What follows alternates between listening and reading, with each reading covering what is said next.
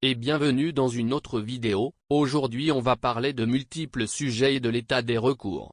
Sujet 1, comment la commission des arbitres a enfreint la loi avec sa réponse légale à la demande de la FAF. Comme, vous le savez tous déjà, la commission des arbitres a déclaré dans sa réponse légale à la FAF que les arbitres du VAR n'avaient enfreint aucune loi du jeu et avaient suivi le protocole approprié. Le document était signé par Colina et bien sûr il protégeait Gassam, et n'a probablement même pas lu le recours. Parce que les questions posées étaient pour la commission des arbitres afin de déterminer si arbitrage normal, arbitrage suspect ou arbitrage anormal.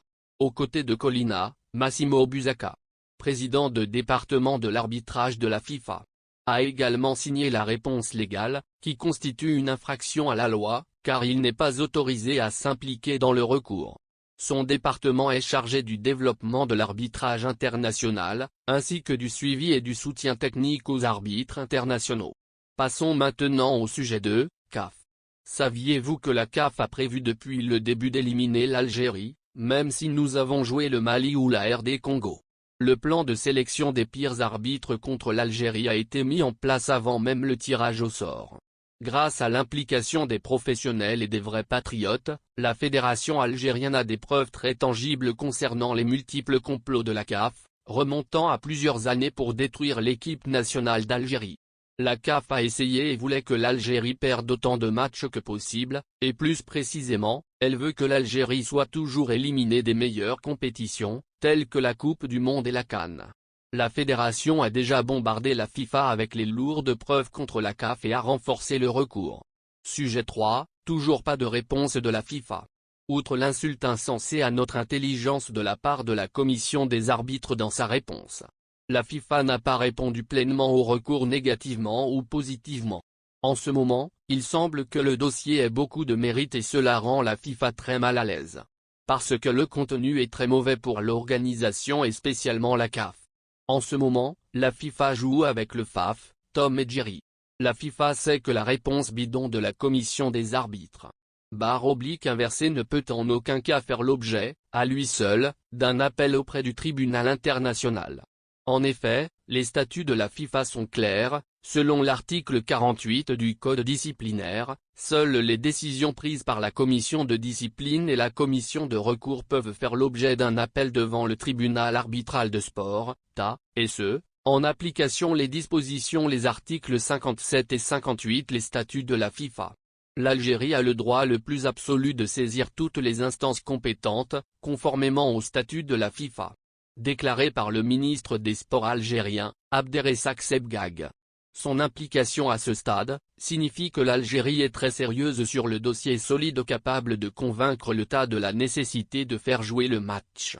Apparemment, les preuves sont incontestées. Et pour manque d'incompétence de la FIFA, le ministre est prêt à aller au tas. Sujet 5, éventuellement, la FIFA rendra un verdict. Et si ce n'est pas favorable à l'Algérie, la prochaine étape est le tribunal arbitral du sport. Armée d'un dossier lourd et solide, la fédération algérienne devrait se diriger vers l'État, et présenter toutes les preuves de corruption et de complot. Et faire de notre cas un précédent pour les réformes. Puisque la FIFA et son complice la CAF sont super corrompus et ne sont pas disposés à se réformer depuis longtemps maintenant. Principalement de la CAF. Il ne s'agit plus de rejouer le match. L'évidence d'un complot contre l'Algérie devait s'arrêter et maintenant. La CAF devait être démantelée le plus tôt serait le mieux. Cette organisation a échoué et opprimé trop d'équipes innocentes. En conclusion, Colina devrait expliquer la décision qu'il a prise concernant l'adresse de recours à la commission des arbitres. Et pourquoi il n'a pas répondu aux questions spécifiques de l'expert indépendant sur les niveaux d'arbitrage. Il doit divulguer toutes les informations concernant son enquête et les témoins qu'il a interrogés, le cas échéant. Et libère principalement les communications VAR. De plus, il devrait expliquer pourquoi il a enfreint la loi, faire co-signer le document par le président du département d'arbitrage. Et quel était son rôle? Colina devrait être tenu responsable d'avoir enfreint la loi.